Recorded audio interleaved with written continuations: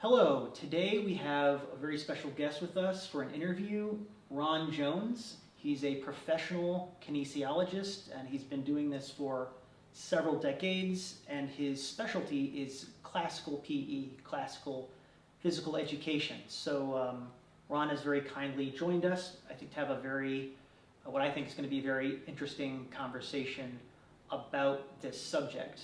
And before we begin, I also just wanted to mention that we are having this today in the historic home where Jack Dempsey, the famous boxer, used to box. He used to practice, train in this very room we're in. Unfortunately, the home has just been sold. The person who's been renting it has very graciously allowed us to film here, but this will probably be one of the last times we'll be filming here. Certainly the last time we'll have an interview filmed here. And unfortunately, we've been told that the new owners are going to completely gut the place, and all the original historic trimmings and everything will be gone, unfortunately. So we're lucky at least to be here in having this in an important place of history before it's completely gone. And so anyway, makes it a little bit extra special. So anyway, Ron, thank you so much for joining us. And let's see, just to kick it off, and first, also, Ron has an excellent website called The Lean Berets, as well as a YouTube channel called The Lean Berets. I highly recommend you check it out. So, Ron, if you just, anything you want to add to that about your background, and also, maybe we'll start off by asking, what is classical PE? Sort of like, how do you define it or classify it, and how did you come to it? How did you come to be interested in it? And maybe just talk about your journey. Well, thanks for having me, Ben, and it's really an honor to be here in this home. While it still looks the same way it did 100 years ago, it's really a unique experience being here where he trained and had his social parties and gatherings, and so it's got a lot of good energy every once. So I'm very happy to be part of that before it's renovated. But thanks for having me again, and it's been an interesting journey. I mean, I didn't start off going to college after high school. I was a construction worker, actually, and then I had an uncle who was a physical educator and had a master's degree, and he just convinced me that I was capable of doing it because I didn't believe that I could. And so, to make a long story short, I ended up going back to school and getting a few degrees and credentialing and things like that. But as I got into actually teaching PE at a community college, I had a class that had people right out of high school. It was a community open class, so they were full-time students, working on their degree or whatever. But then I also had people from the community that were just coming to exercise, and some of them were World War II veterans. And in fact, I had one gentleman who was a tail gunner in one of the bombers in World War II. Wow. And had another one that was a former Marine and did one of the beach landing, battles. And so I learned a lot from them. They probably taught me more than I taught them. But I noticed as I started teaching, among other things I was learning from the older people, that they would oftentimes talk about Jack LaLanne. And I remember growing up in the 60s and seeing Jack LaLanne. He was still on television, and my parents would watch him a little bit, and so I knew who he was. But because I was interested in the psychology of movement, I started noticing that whenever they talked about him, their faces lit up, they were always happy, it was a joyful thing, there was never anything negative said about him, and I became really interested in how he was able to get so many people to exercise and feel good about it. And so that's what started me off in this historic path, was looking back to him and trying to figure out how he did it. He was still alive at the time. I actually ended up interviewing him before he died for my master's thesis, which was on exercise and sports psychology. So I wanted to talk to him about, what was behind what he did, and not necessarily, I didn't talk to him about the physical training methods, which a lot of people that know me would probably think that's what I was talking to him about. Like, how did he do the human pyramids? I was more interested in learning about why they did it. and how he inspired people. And so as I got into Lane, I realized that he was part of Muscle Beach history. And there are two areas of Muscle Beach here in Los Angeles. There's the classic Muscle Beach period that was basically in the Depression, when there was nothing else to do, and that was the era that I was interested in studying because it involved women and it involved children and families. Then there was the second part of Muscle Beach that brought in the huge bodybuilders, and that's what created some scandals, and then the women and children were alienated, and everything fell apart, and then the location was moved, and now it's kind of going again, but not the same way. And so Lane was part of the classical era, and out of that, many of the people that Lane developed that with went on to be very famous, like Glenn Sunby, who I met at Jack LaLanne's Hollywood Star presentation in 2002. He was in the crowd, and Jack LaLanne was getting his Hollywood Star, not very far from where we're at today. And I just struck up a conversation with him, and he invited me, gave me his card, and invited me to come down to Oceanside and interview him about Muscle Beach. And well, lo and behold, Glenn Sunby was a famous guy. He started the International Gymnastics Hall of Fame and Gymnastics Magazine, and he covered the Olympic Games for the United States with gymnastics for years, and he was the guy known for the one-arm inverted handstands at Muscle Beach. Mm-hmm. And so he graciously invited me into his home, and I was able to view all this memorabilia, and he gave me a hand-signed picture of him doing a one-arm inverted handstand down at the beach, and he was the most gracious gentleman. And one of the questions I asked him when I interviewed him was, how often did you get hurt? And he paused, and he kind of reflectively thought about it for a moment. He goes, I think I strained my leg once, and a light went on in my head. And I thought, because if you've looked at Muscle Beach history at all, especially the classical era with all these amazing pyramids, these human pyramids, and they're throwing these women through the air, and they're doing these swan dive arch, things, and catching them, and amazing acrobatics, and no injuries. Wow. And at that point, I knew we were really missing something today. And I pivoted, and I started looking at it more as an exploration on how were they able to create not just mechanically sound movement, but aesthetic movement that was such high level that you could do these amazing feats of fitness without getting hurt. And that, my friends, is what we're missing today. Wow. And that started me off. Yeah. If I might just interject, from my own personal experience with athletics in elementary school, middle school, high school, college was really not that great. And my take on it, and was kind of interesting because I actually came from a sort of athletic family. My maternal grandfather was a professional physical fitness guy. He taught the Navy and was a cross country runner but anyway, my feeling was throughout that whole experience was the emphasis was really on winning it, right. Mostly winning at games or maybe achievement in breaking a record or being the best at whatever. And injuries were not really considered that big a deal. I mean, it's not that they were considered okay, but there wasn't really a lot of attention to form. I mean, I was watching just recently your YouTube video about how to walk and how to run, right. And things like about the exact angle, how much you don't want to go beyond a certain angle in terms of how you're turning your foot. And I ran cross country and track for 4 years, and no one ever talked about anything like that. It sounds like nonsense today, but actually was extremely important. Yeah. if you want to move without getting hurt, So my experience was it was more about exertion. That was they're pushing you to exert as much as possible. Right. So is the attention on form?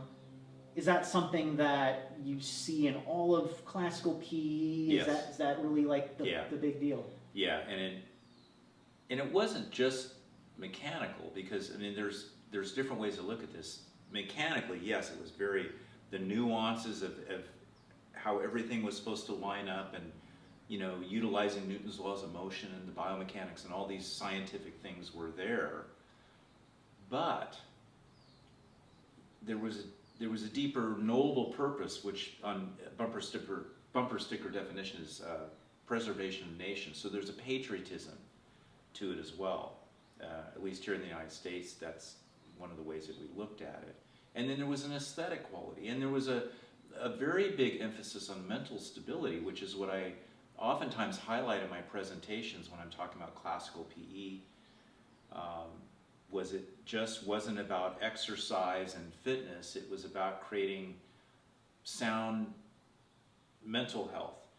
The term was mental stability, they use that often. And when we look around today, 2021, we see that our children are in desperate need of mental stability, especially post-pandemic. And these are the things that proper physical education should be addressing. However, today's PE does not do a very good job of that. You ask, well, what is classical PE? Well, we like to think of it from a period of about 1885 to 1920.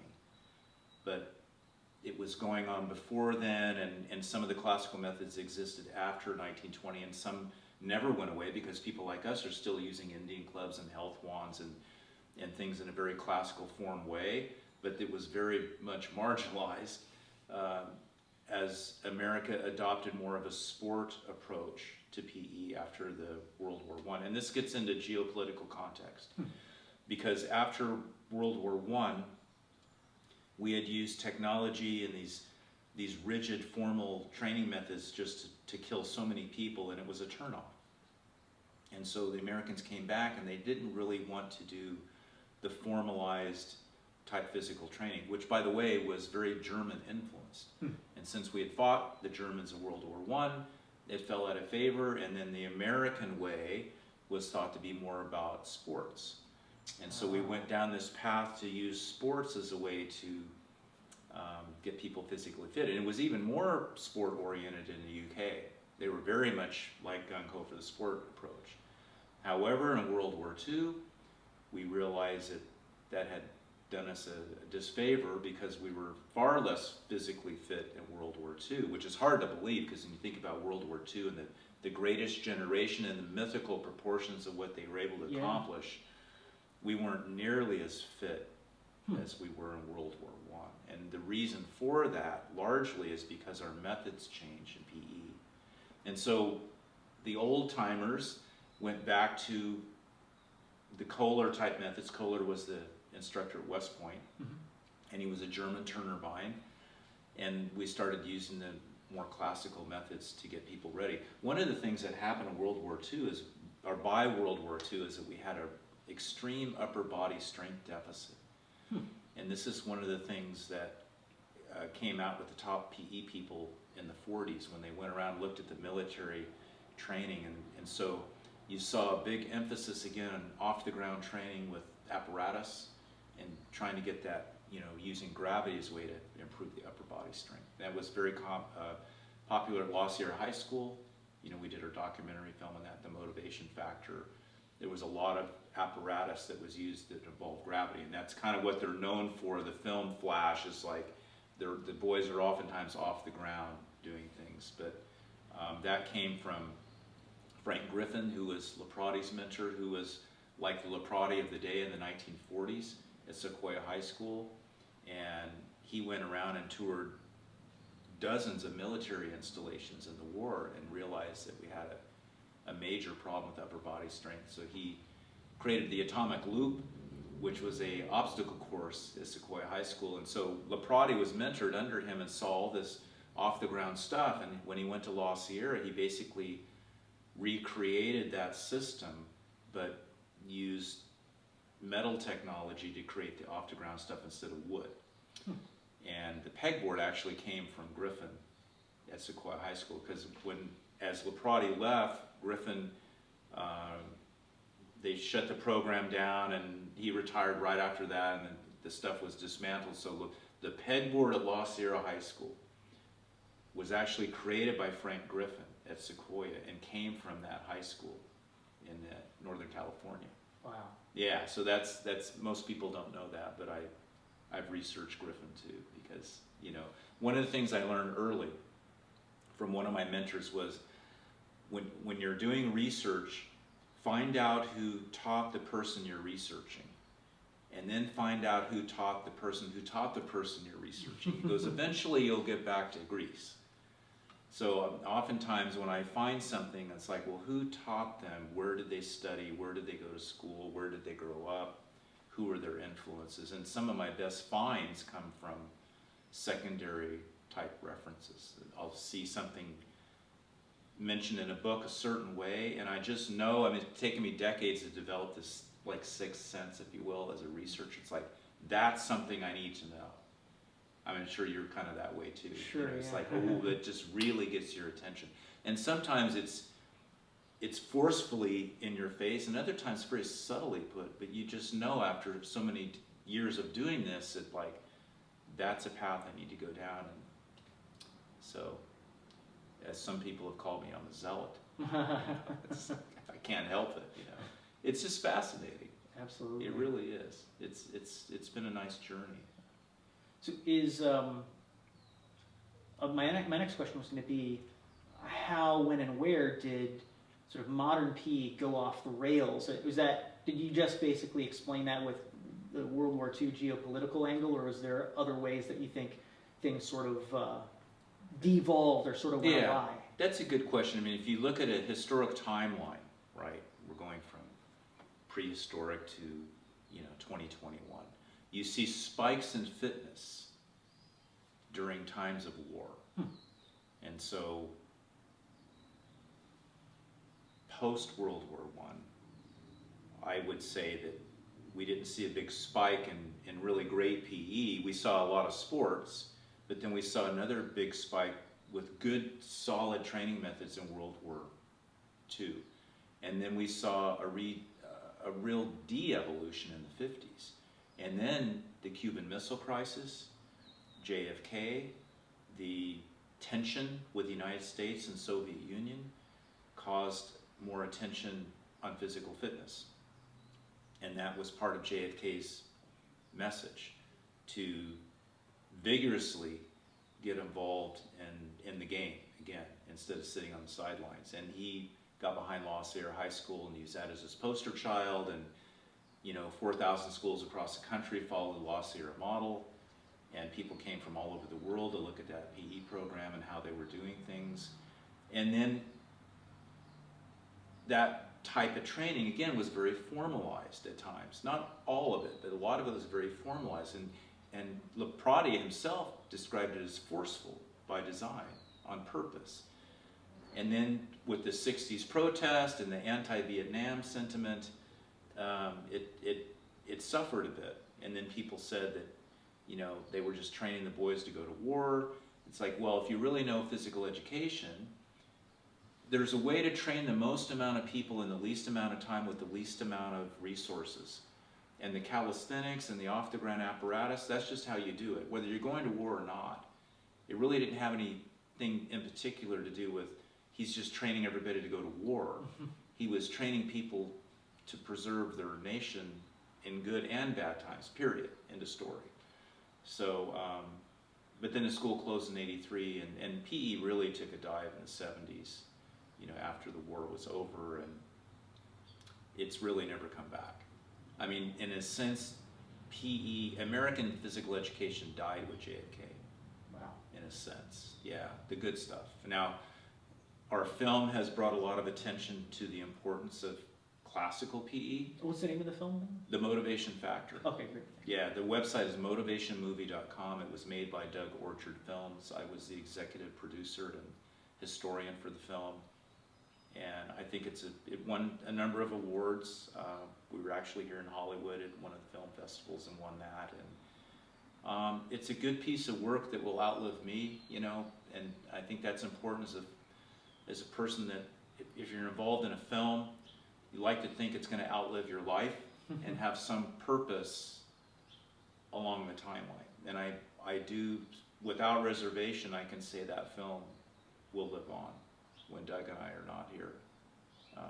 It's Definitely good put a piece. link to that video description. So. And really, it's the fastest way. People like classical PE, like this is an interesting topic for Ben and Ron to talk about. If you really want to know in 90 minutes what it is, watch the film. It's you'll get a very good idea of what I'm all about and why the topic is important. And really, it's not just like me. It's what's behind me. It's and what history says is no nation will continue without that type of PE. So we're at a real crossroads today. And this is why the message is so important. This conversation is important.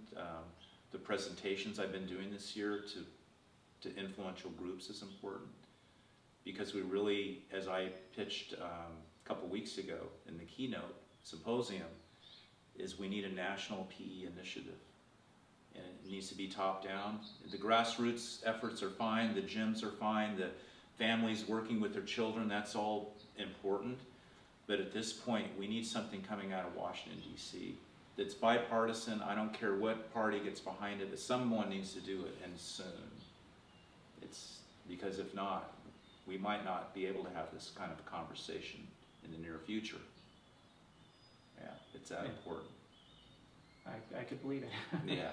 It's interesting too. You talk about JFK, and I admit I knew a little bit, in terms of our presidents. Teddy Roosevelt being a big physical culture guy. I think he's sort of the famous one. I actually had no idea that JFK had really emphasized that as a key point. JFK is fascinating in his own right. He didn't call himself a historian. I just read Profiles in Courage for the first time last week.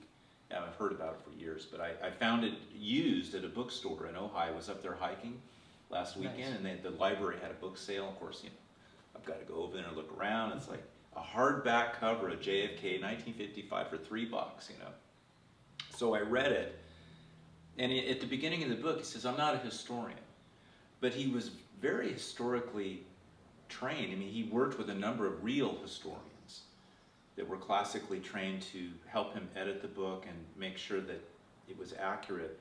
But when he wrote about physical fitness, he really put it all together. He knew the connection to ancient Greece. He knew the connection sound mind, sound body. He got the whole picture. The movement quality was all there. He came out of that World War II generation.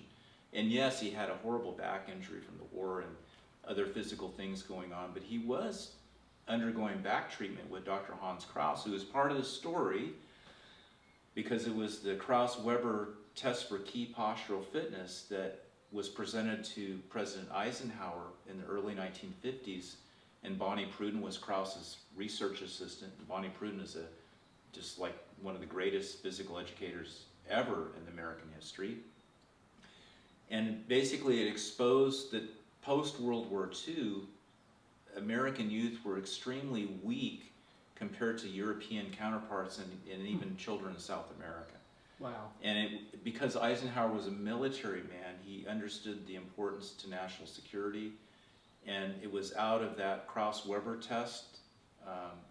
They tested tens of thousands of people all over the world, basically, children, that this fervor developed, and then you saw, unfortunately, the mistake was made again to emphasize sports, and there was this massive explosion of sports stadiums coming out of the 50s, like massive, venues built, and this big push for sports. But really what we needed then and need now is not a sport emphasis. We need a physical education emphasis. And this is something that's frustrating. As a history person, you tend to know what works and what doesn't if you study long enough. And there's an emphasis today, because we have so many problems with PE, there's some people lobbying now to push sports again, and it's the wrong thing to do. Sports is part of PE, but it should never be PE. PE shouldn't be sports central. It's interesting that whenever, from my own reading of history, whenever you have this spike in sports popularity, you have a lot of people criticizing it, writing about it as sort of this decadence and this emphasis on spectators. Yeah. It becomes sort of more about the spectator event than actually training the youth. I've seen that in a little bit of the 18th century, and then Teddy Roosevelt, obviously, we talked about that. He wrote a little bit about that in his time, and that's interesting. Well, J.B. Nash wrote the book in 1932 called Spectatoritis, and it was a national conversation.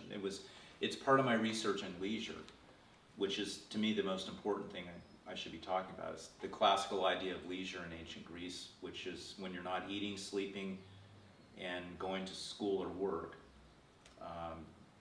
You're spending your free time doing what? In the classical sense, you should be learning and elevating culture, and not just spending it in passive amusement. What would that be like? Well, if you're just playing video games over and over, that's passive amusement. If you're just watching mindless stuff on YouTube or TikTok, or there are ways to watch things that can be uplifting or educational or learning. And I know that might sound like really drab and boring to people, but if you look back at history, that is what determines a nation's success or failure, is how they spend their leisure time. And so, as a history person, I can just look at how most Americans spend their free time and know we're in real trouble. And this is where classical PE help people learn how to spend their leisure time more wisely by doing outdoor activities and physical activities, learning how to use their hands and feet. And the manual arts were part of that. We would probably call that industrial arts or shop classes today, but how to build things with your hands, whether it's metal, wood, pottery, even basket weaving. This came up in a conversation with somebody, like, you mean the underwater basket weaving shouldn't be such a joke? It's like, yeah, it actually had benefit for manual arts, and you're developing your brain through your hands. This is a big part of history. They talked about the proper brain development comes through hands and fingers. Feet are related to that too, but definitely the hands were looked at as ways to develop the brain properly with children. So the curriculum, even as late as the 50s for kindergarten, was very hand-driven. All kinds of hand skills were emphasized. And it was through the hand skills and the physical movement that the children could learn how to read better and do the cognitive things with math and reading and science and things like that. So we're quite lost today because education has no clue about what history says was critical to development, Yeah. I mean, the kids hardly do anything physical now. Especially with COVID, you're going to sit for 6 hours behind a cube and watch a Zoom meeting, So I know it will fail. Yeah. Yeah. History is pretty clear on that. So do you know of any countries out there that are doing it right, or doing it better than us right now? Many. Yeah. I mean, if you're talking about physical education, I mean, realistically, for industrialized nations, we're, in my opinion, based on what I think I know at this point, we're at the bottom. Yeah. I mean, and Europe, I think, has always done a really good job with that. Although, at one point, the United States had the best of the best because everyone came here. So we had the Czech Sokols, we had the Germans, we had the Swedish here, we had the Asian influences, and we had it all. We had the best of the best, and there were, depending on what city you lived in the United States, you had a little more Germanic influence or maybe a little more Swedish influence, but in a sense, they were all kind of the same because they oftentimes cited ancient Greece. Sound mind, sound body was key. The movement quality was key. The posture alignment was key. Training the hands and the feet, those are major components. How to walk, how to stand, how to sit. It was all there in all the different, methods and systems. So they did a lot of infighting over what system was better, but, I just look at it like, take a global look at all of it and just start taking the common points out and yes, use your technology, and everything changes as we move forward, but those key components still need to be there.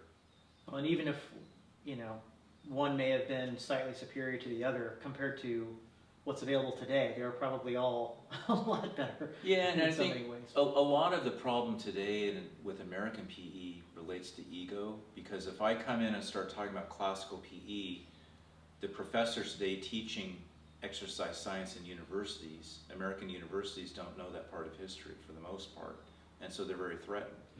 And so at some point we have to get beyond the ego part of this and the branding and the money, and just do the right thing for the purposes of doing the right thing. And right now the right thing is to preserve the United States of America, because things are coming apart quickly. Yeah. In the global sense, and also just from a national sense, it's not good. So we have some issues. But as J.B. Nash, my favorite physical educator, cited, we need a rudder to the ship. And so the historical message that we're talking about today is the rudder to the ship that guide us in the safe harbors. As I mentioned in my presentation a couple weeks ago, we know what works and we know why it worked. We don't need any more studies. I mean, I know people want to study stuff. It's like, at some point we have to start doing, you know?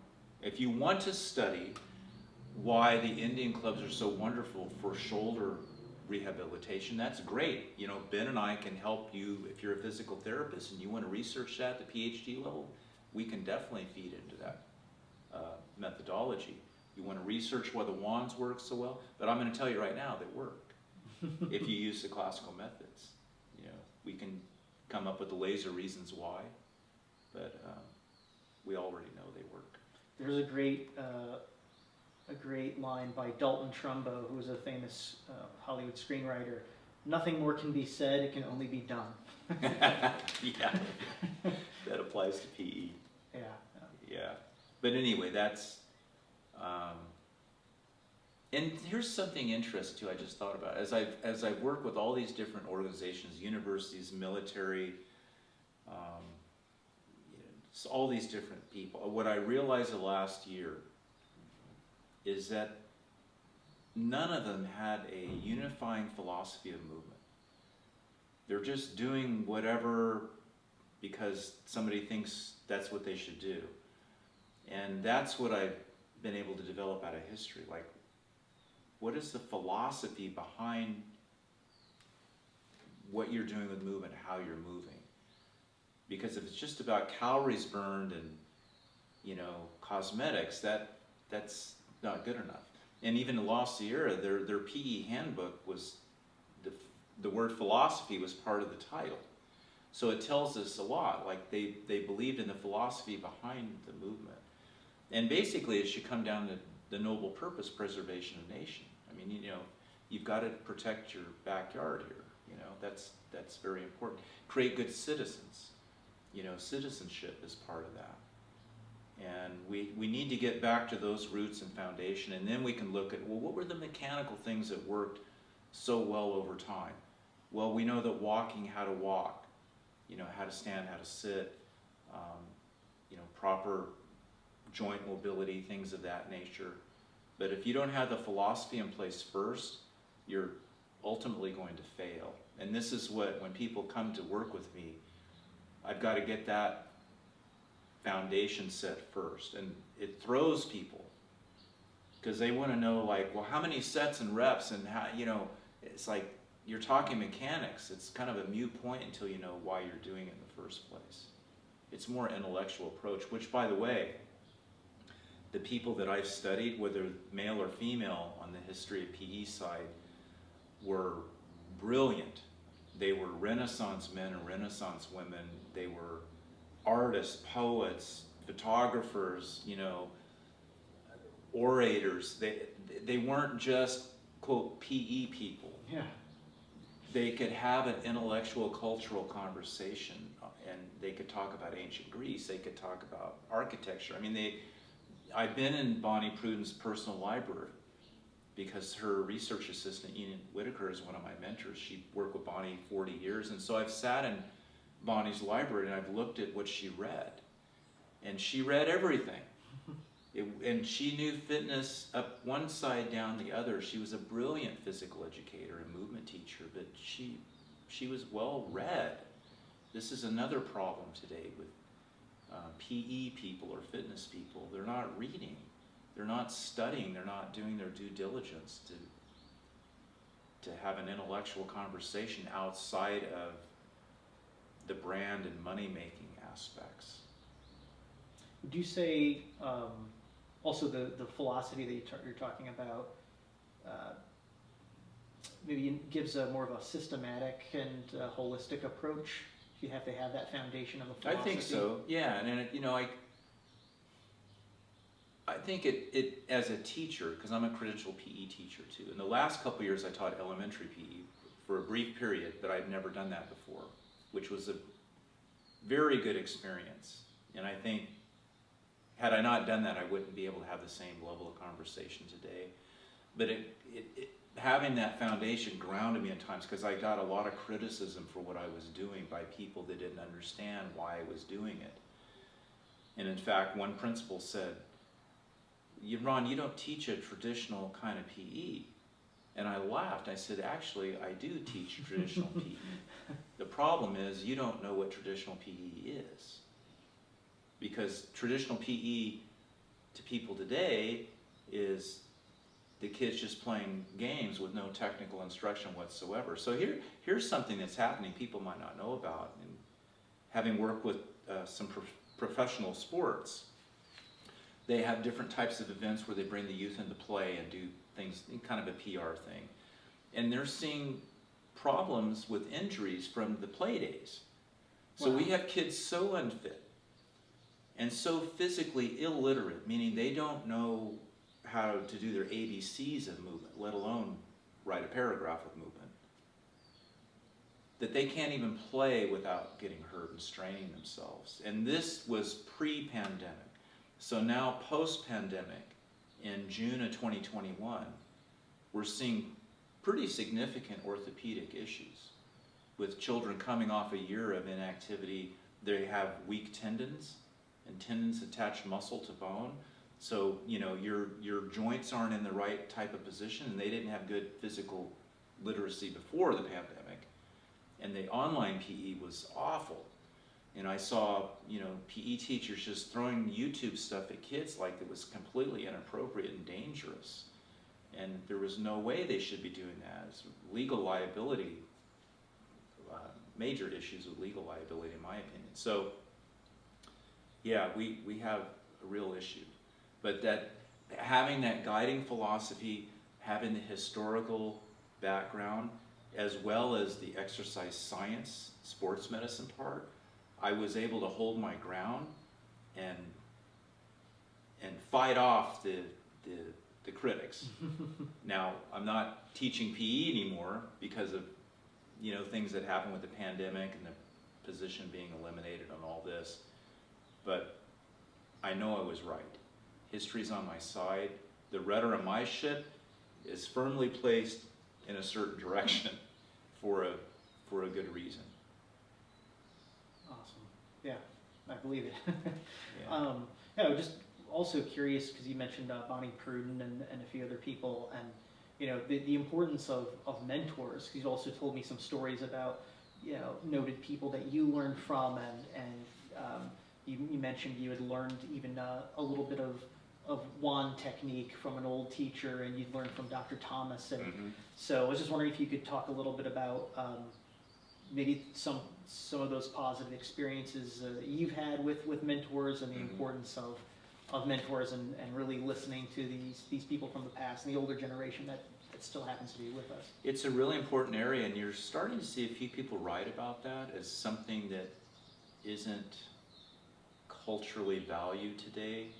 And for that reason, the young people are really missing out, because there's just a certain, and we're both avid readers, and so, you know, we love reading and researching and, you know, going to research libraries and all that, but there's only so much you can learn from a book.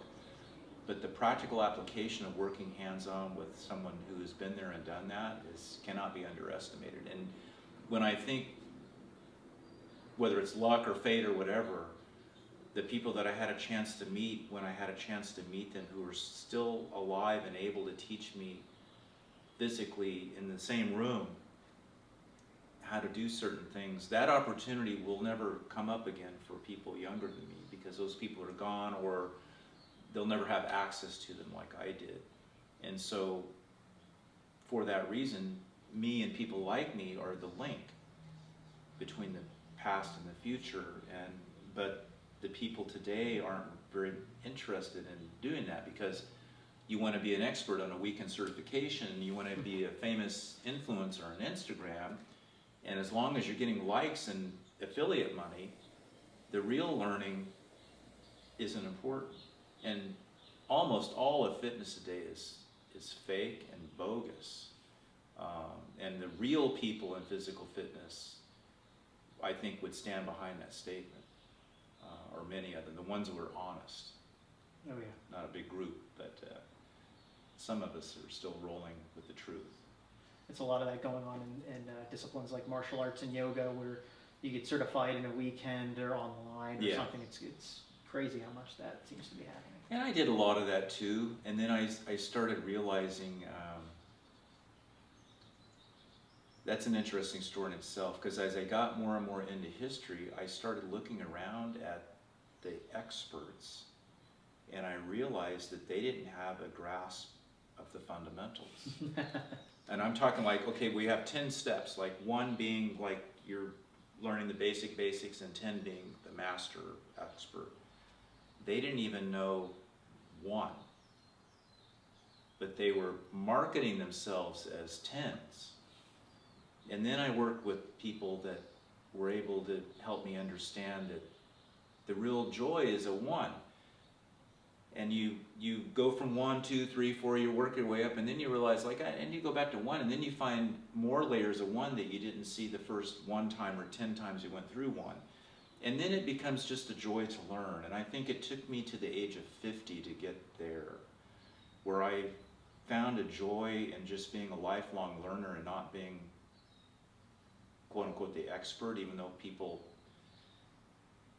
look at me that way. And obviously I would say, I know I'm a higher level beginner than most people, let's just say that. Because the real masters that I've worked with still call themselves a beginner.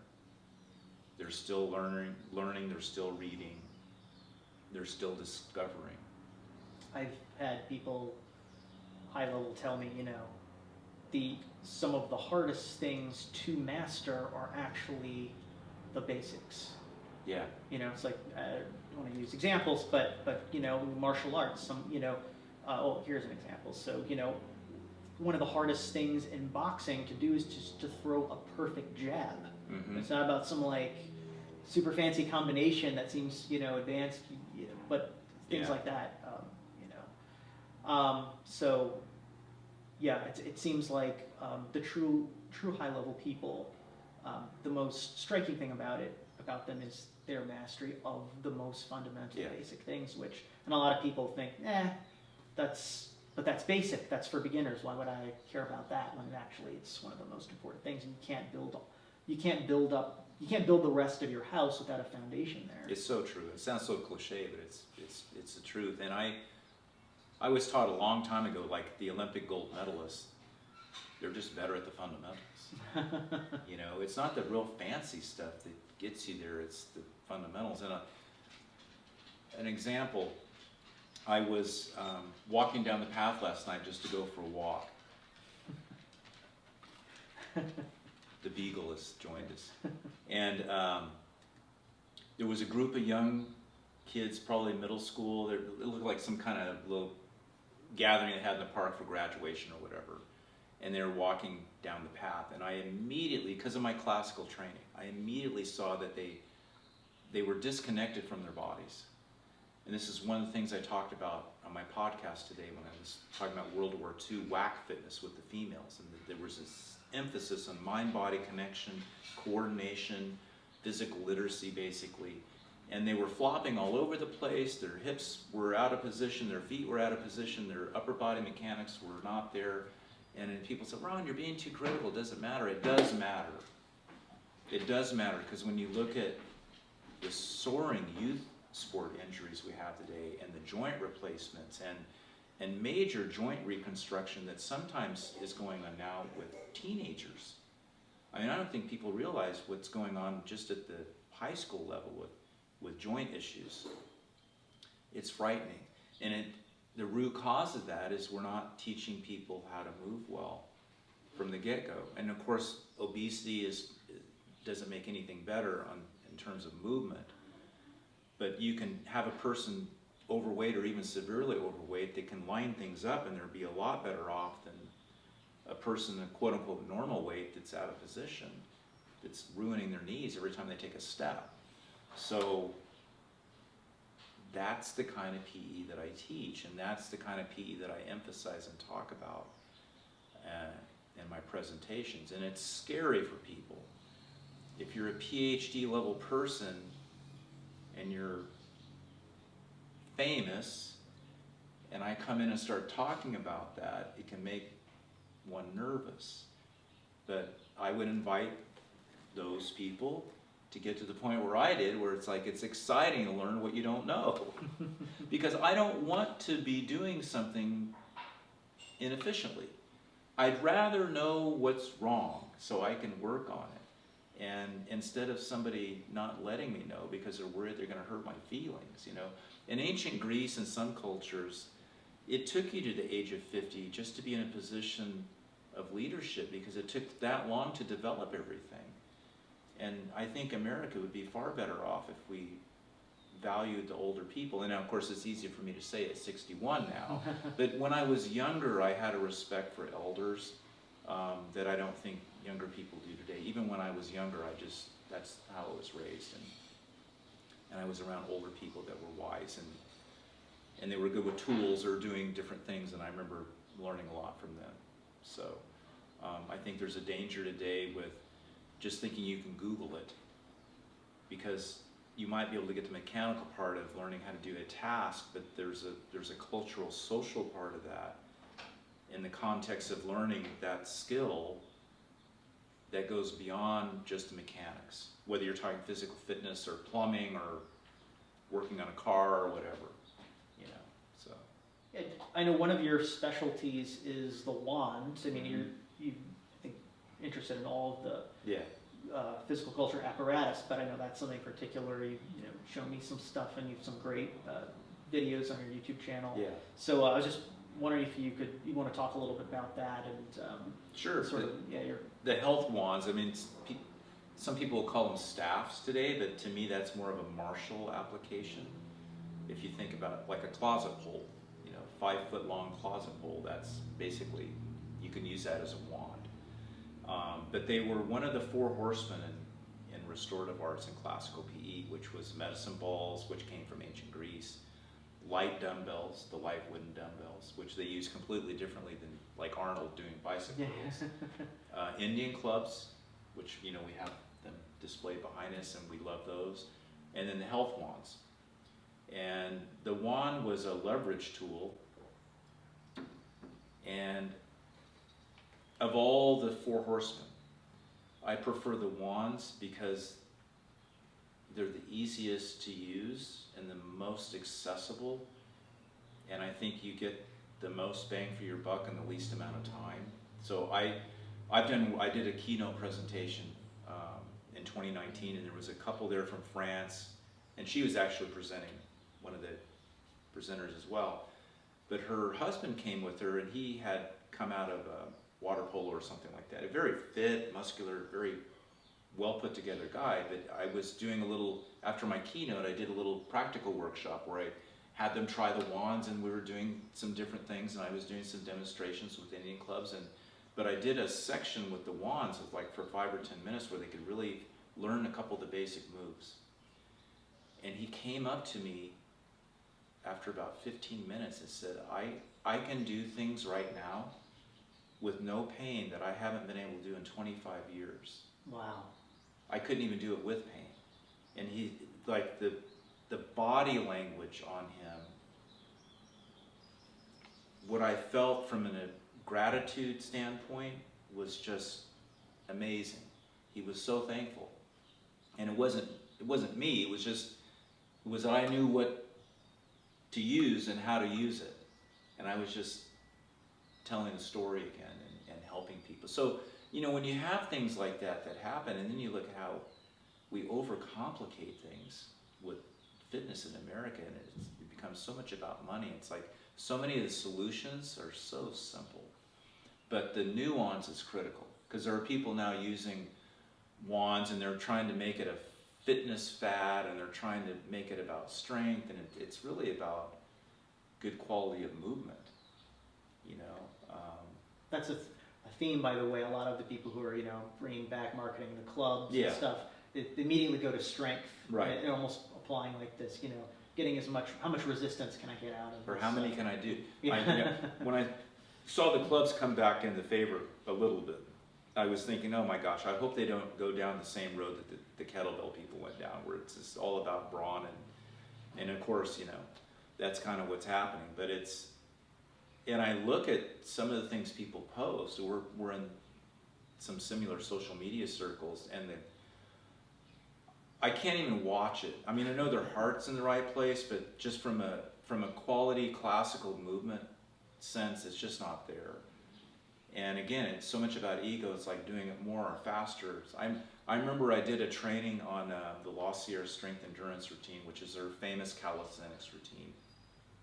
And that really was the foundation of their whole program. It wasn't the off-the-ground apparatus. And to do it as they did, it takes about 10 to 12 minutes, depending on what version you learn. So I'm down and worked with the gym and owner and all his trainers, and then he wrote me like a few weeks later and said, I've got it down to 7 minutes. And I said, you failed. Because it has nothing to do with how fast you can do it. It's how well you can do it using the World War II methodology like I taught you. Because every single one of those calisthenic exercises, if you use the World War II methods, is also corrective. It will improve the quality of your movement. Will it make you stronger? Yes. Will it improve your cardiovascular endurance? Yes. But at what expense? If you're moving like crap.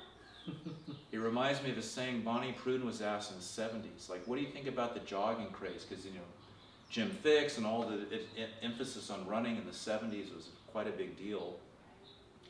And she brilliantly said, people are ruining their chassis to improve their motors, something to that effect. So like, you're gonna work in your heart at the expense of ruining all the joints in your body. Because she knew that people weren't learning how to move properly. And running is like, it's a very high injury sport. Why? People don't know how to use their feet, they don't know how to use their arms. What do arms have to do with running? Like everything, right? And it matters. It reminds me, I mean, I can't speak to the era, the early 20th century that you've been talking about, but I know some of the late 19th century club swinging books, some of them will actually warn against using heavy weights and doing too much heavy lifting, so that will basically make you too stiff, and it will ruin essentially your skill and your nimbleness and your agility, your ability to manipulate the club in the way that you want to. Yeah, there's some different thoughts in that. I mean, every once in a while you see somebody put up a picture of some big buff like bodybuilder guy like completely doing a back bend and saying, that's all bull crap, you know. It's like, but I worked with a guy who was able to use clubs with high-level boxers, and he said the kettlebell use actually slowed down their timing. Really? But the Indian club use didn't affect their speed and timing and everything. So it actually was more beneficial. And of course, if you get into the heavier clubs, we know that can be a major strength component. If you're using the meal clubs, the larger Persian clubs, which, you know, in India they could be like 60 to 100 pounds, but the quality of movement, just from my perspective, just isn't there with some of the things that they're doing. Even though it's old, not everything old maybe is the best way. So I look at it from a neurological quality. By the way, like, you're talking neuroscience and neurological quality, it sounds so modern, but you know, when you read back 100 years, even people like Kohler at West Point, pre-World War I, he was essentially talking about brain science and neurological quality. And he emphasized to all the instructors not to take people to the point of fatigue where they lost their neurological quality.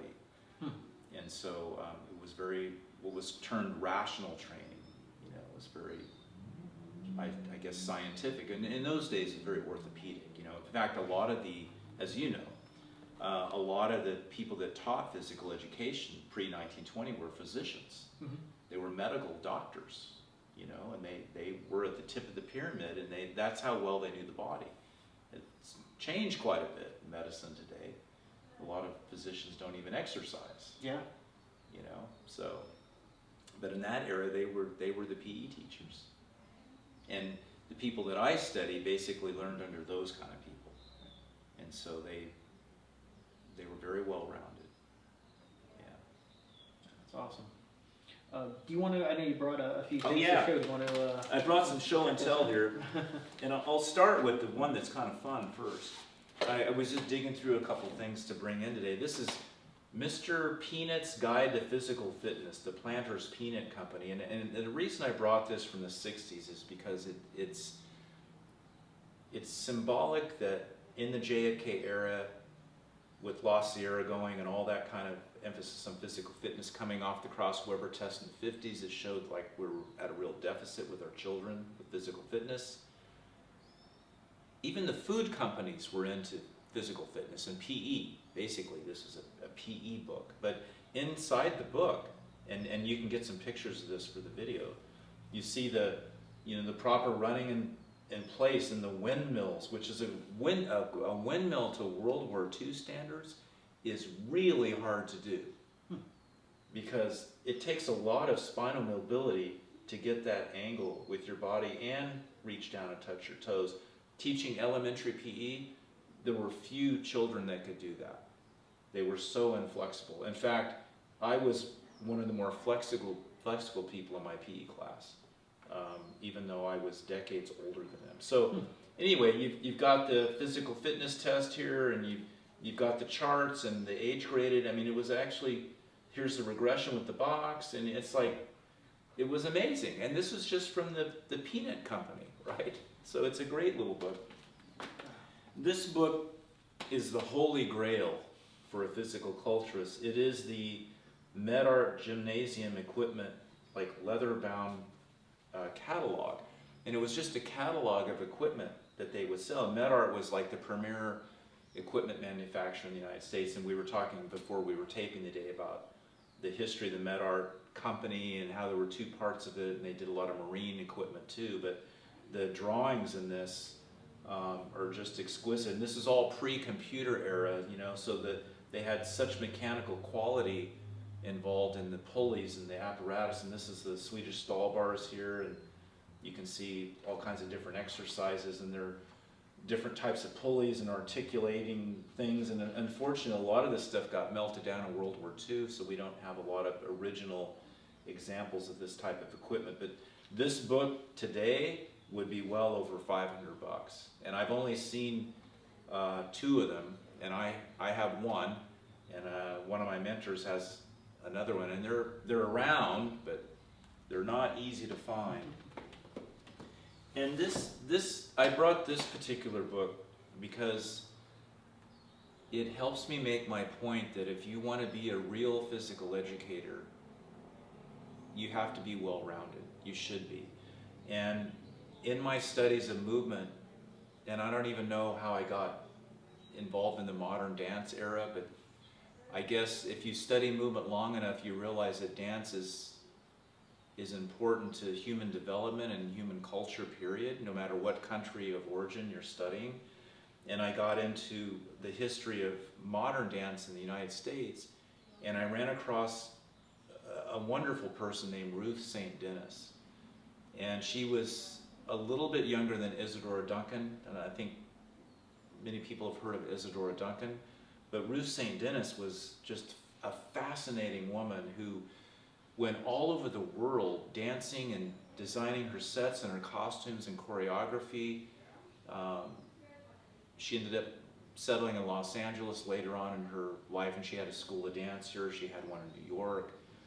She hung out with the intelligentsia, you know, the arts people that donated money to arts and cultural development. And she has one book of poetry, and this is the only copy that I've ever seen in person or for sale, and I have it.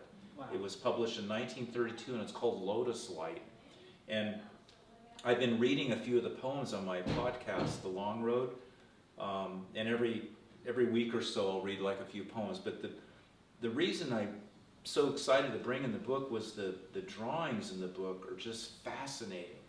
They are so beautiful, and the drawings, she didn't do the drawings, but her friend Ruth Hargrove did the drawings, and she was also I guess a movement person and author, and so they teamed up to do the book, and it's just an amazing, from an aesthetic and artistic standpoint. And one of the things that I've learned in my study of classical movement is that the restorative patterns are circular, spiral, and figure eight.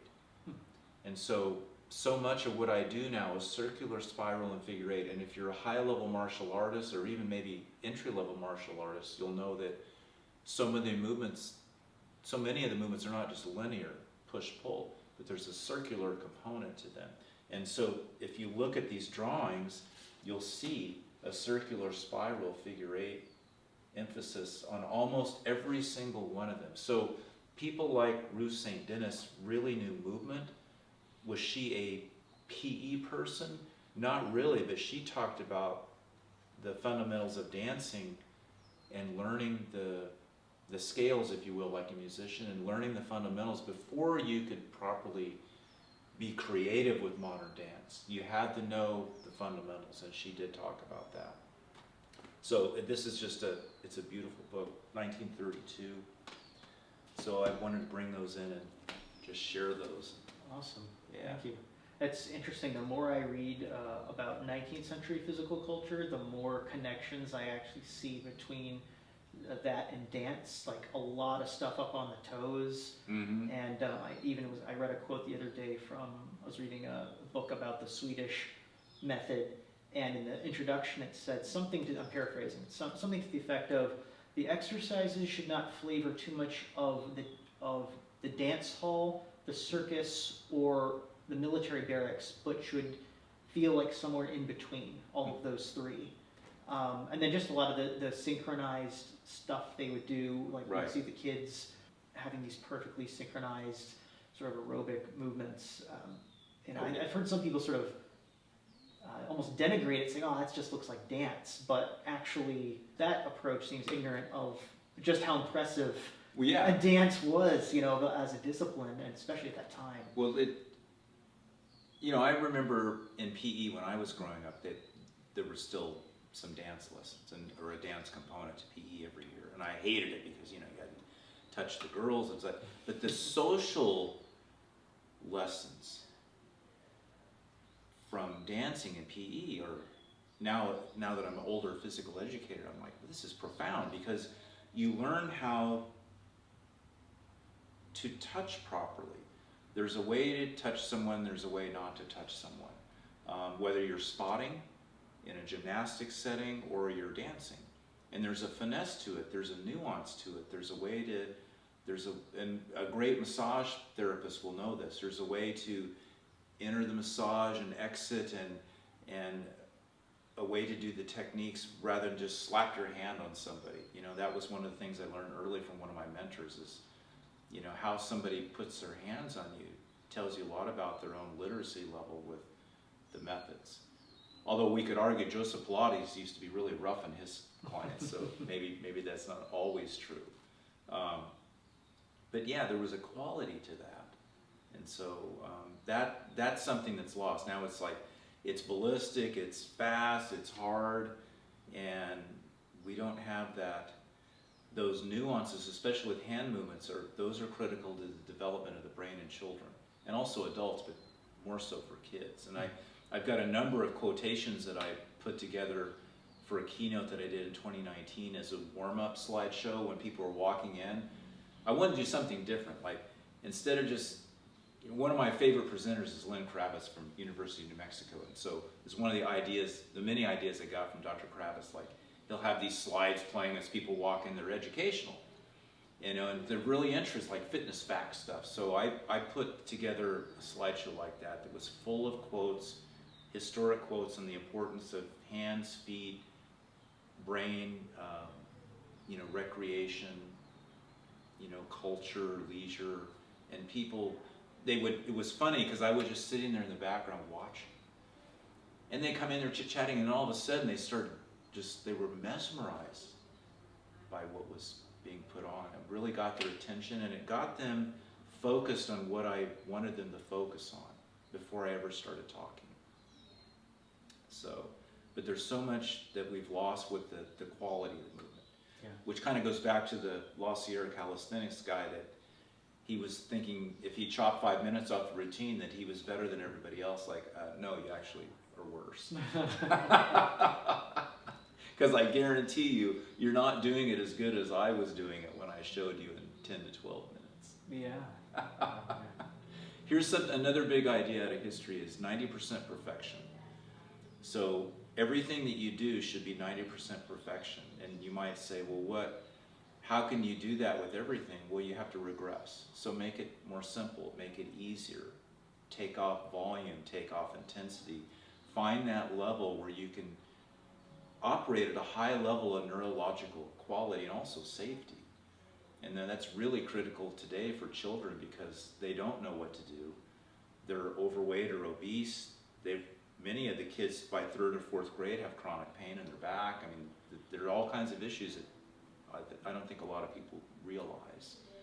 And so I became a master at regression in my career, and that started by working with the seniors, the World War II people that I was talking about, because they were very, very proud and they wanted to do everything that everybody else was doing.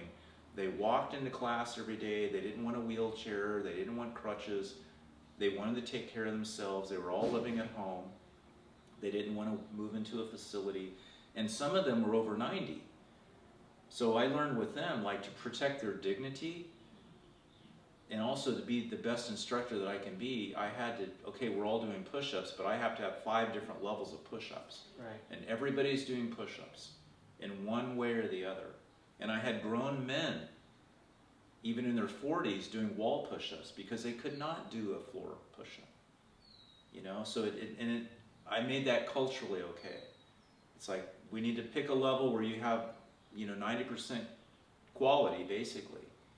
And then when you start chasing that, everything will change. When you realize it's about quality first, you really start to get better with those 1-rep sets. Because a lot of, as an older person, like over 50, is when I started learning the importance of gravity, and as I was getting more into La Sierra research. And so I'm up there over 50, trying to get on the pull-up bar again and doing these, like, a reverse muscle up and all these things that, you know, I should have been doing when I was 20, and they were so difficult that I could only do maybe 1 rep. But as I did just 1 rep at the best of my ability, I noticed it really started to make a difference. And that's something that's lost. Most people don't know that, but that's something I learned early on from one of my mentors. It's a good piece of advice. Yeah. Yeah. Well, I guess if there's anything else you want to talk about, feel free. My last big question was going to be sort of about where do we go from here? If, you know, either to the average person watching who may not know much about any of this stuff, and maybe a professional educator who also might be watching and might be you know, a little bit more in a position to directly do something. What can those people do, or where can we move forward to, you know, fix all these issues and problems that we've been discussing? Yeah, it's a good question. People often ask, like, now what? And a couple thoughts. One is, I'll mention a J.B. Nash quote, or a concept that I learned from Nash. Polish the bright spot. And so there's so many things that are bad right now in our country, whether we're talking about physical education or just culture in general. He found his method or way of doing it and helping people at the most efficient level was find out something that's bright and start polishing that. And so if, on that note, if you go to the Motivation Factor or a film on classical PE, but it's really a film on classical education, because this helps all of education. That's a bright spot out of history that also has some modern kids doing these methods, and we expose that kids today can still do this, and they are phenomenal in terms of how they speak, their presence, their posture, their carriage, what they're doing physically was amazing, but they had that whole person, the citizenship, the intellectual quality. And this was just a little middle school up in Modesto, California, which, you know, nothing against Modesto, but it's the Central Valley, California's, you know, pretty working class area. I grew up in Bakersfield, so I'm familiar with Modesto and Fresno and all those communities up and down the Central Valley. It's a farm type working class community, and these kids were amazing. They had kids that were homeless to the country club at this one particular school. Wow. This school is featured in our film because they were the only school still doing the lost era methods in the United States. Everybody else had stopped doing it, and they never got the memo to stop, so they just kept doing it. And we were able to get in there before the pandemic and film and put them in our documentary film. And to me, that's the brightest spot in our country, that because a lot of people will say, well, kids today can't do this. And I would say, yeah, the kids today can't do what La Sierra was doing if you just try to go wide open. You have to regress, you have to modify, you have to do a lot of things different to get them going in that direction. But Prescott was different because they never stopped doing it. So they had a culture of this, and kids feeding into it decade after decade, anticipating and getting ready for this PE program and enthusiastically looking forward to it. And then the people that came out of Prescott talking about how, well, just like the La Sierra alumni, how they learned about life through this PE program. It really, it's foundational. It teaches you what you need to know on how to be successful. And that's what PE is supposed to be about. It's not supposed to be about some dumb jock coach just letting the kids wander around the track looking at their phones. And I've lost track of how many people have written me that that's what's happening. Wow. So what should we do? Watch the film, because until you do that, I don't think you can have the right kind of conversation, whether you're sitting down with somebody like me or your school principal or superintendent or the people at your church that you want to inspire to do something, you know, after Sunday school or on a Wednesday night or whatever. Get behind the philosophy of movement, get behind the history, that's the rudder on the ship, and then apply it to your situation, and keep your eye on the horizon, because I'm working with some key people nationally to re-energize and rejuvenate physical education. And I sincerely hope that it works, because this is the time. I hope it works too. Yeah. Definitely. And the other thing I wanted to mention, I started a new podcast show. I've been doing podcasting for over 10 years on the Lean Braze, and I enjoy it. I had some amazing guests on my show and topics, but the Lean Braze brand became very fitness and health oriented, and then it became very historic in the history of movement, military fitness, which is all well and good. But as I got more and more into classical PE, I realized that these PE people were really like so well rounded in culture in general. And I realized I want to start talking more about education in general, not just PE. I want to talk more about culture. I want to talk about dance, and I want to talk about politics at times and how that relates to history. So I was inspired and motivated and prodded by one of my younger colleagues, Charlie Deast up in San Francisco, and he said, you really need to like join the Free Speech Network. Is a network of West Coast podcasters. They're basically up in the Bay Area, and so I got part part of that group, and I came up with the show The Long Road. And the reason I chose the Long Road title is because I've realized that we should be lifelong learners, and that to develop culture, to develop yourself physically, mentally, spiritually, it's not an overnight thing. It's not a weekend certification thing. It's not a K-12 thing. It's not a graduate school thing, because most of what I've talked about today, I never learned in graduate school. 13 years of college between part-time, full-time, and almost everything I use today, I didn't learn in school. Your learning should begin when you're done with school, whether it's high school or college, because you're always reading and you're always learning and you're always evolving, and it's a long road. And so, do I talk about PE on my show? I can't help it, I have to. But I also read poetry by Ruth St Denis, and sometimes I'll relate that to movement, sometimes I won't. So if nothing else, I've enjoyed it, and it gives me a platform to talk about things that I feel are really important, not just for our country, but also the global community as well. So I'm on multiple platforms, and Apple Podcasts. You can Google The Long Road with Ron Jones. I'm sure you'll find it. Yeah, definitely put a link in the Sure. description, and so yeah, we'll. I'm having fun with it. Yeah. Awesome. All right. Well, is there anything else you want to say, or should we? No, I appreciate it, and I really like Ben because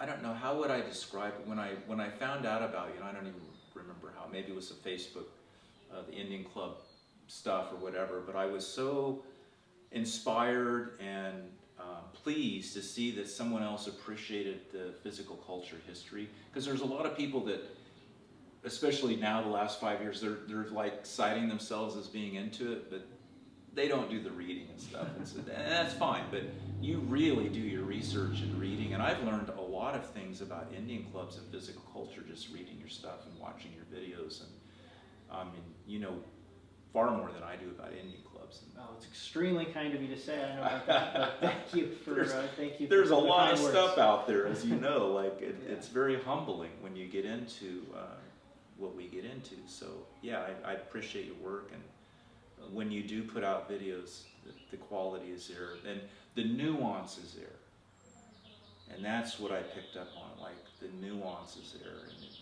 there's a reverence to people doing the good work. So I want to recognize that.